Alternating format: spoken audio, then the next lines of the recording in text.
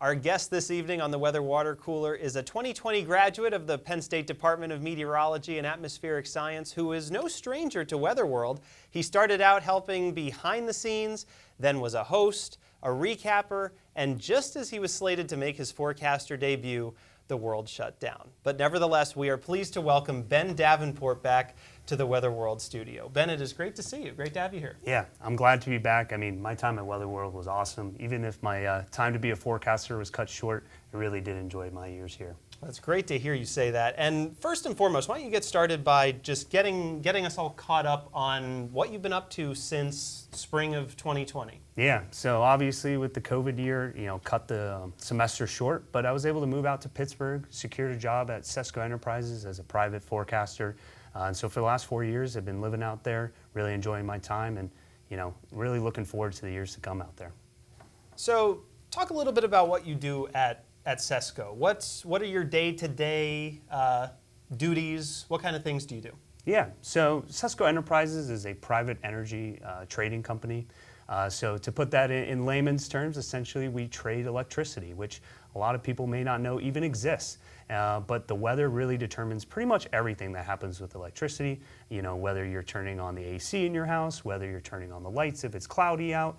And so the role of the forecaster in my role at SESCO is to help provide really localized and important weather forecasting to major cities, but also we do renewable weather as well. So focus on solar and wind and the impacts of that and how that feeds into the electricity grid.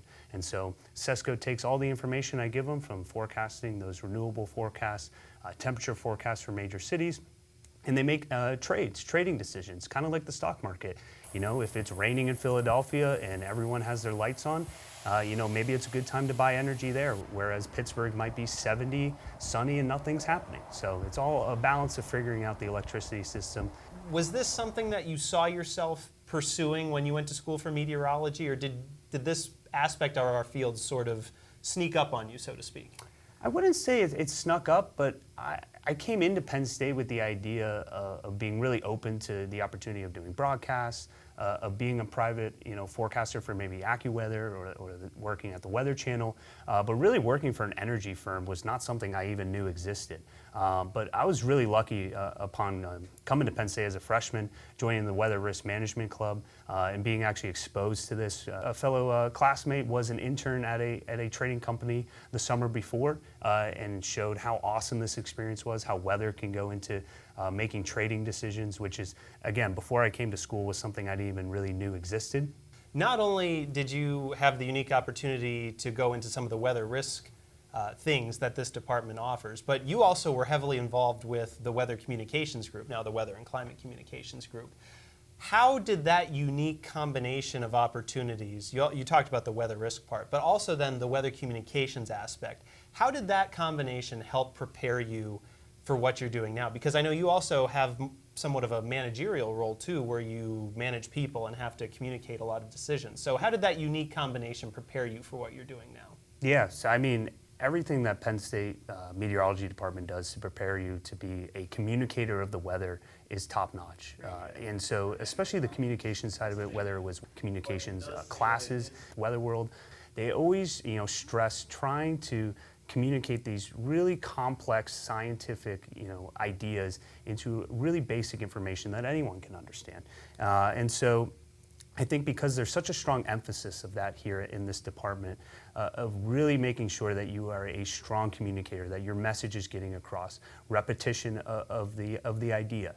If it's going to rain in State College at 4 p.m., be confident in that, stress that idea. But if you're uncertain in a certain aspect of the weather, emphasize that idea. Make the viewer or whoever's getting your information understand, your confidence level in what you're saying. And I think that's really important. And, get exposed to kind of high pressure situations where you got to make decisions and be a good communicator. And then that does indeed prepare you for those situations in the real world. Really quick, so, the traditional forecasting, or forecasting that a lot of our viewers probably think about, the things that keep us as the forecasters up at night, it's things like how much is it going to snow? Will it or won't it rain? What are some of the weather situations that sort of might force you to work longer days or put you under a lot of that stress? Because in the energy trading side of things, it's often a different scenario. Yeah. So hurricanes, tornadoes, although they're important, we don't care in the energy trading industry as much about it.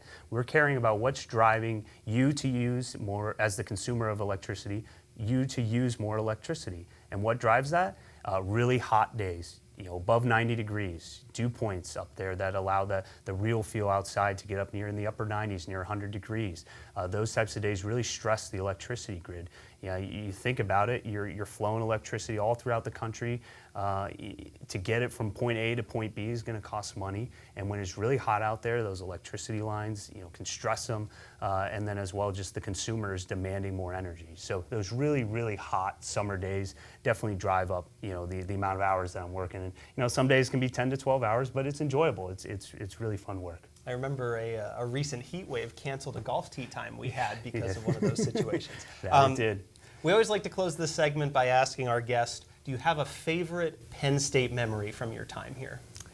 Yeah, and it's football related, which maybe is, for a lot of people at Penn State, but my freshman year we did get to beat Ohio State and rush the field, storm the field, and then go downtown and have an awesome experience with students. I mean, that still holds as a top tier memory in my history here at Penn State. Still remember that game well myself. Well, we're out of time for tonight, but Ben Davenport, 2020 graduate of the Penn State Department of Meteorology and Atmospheric Science, thanks for stopping back by Weather World. Yeah, thanks, Ben. Thanks, everyone. And stay with us. We'll be back in a moment with more.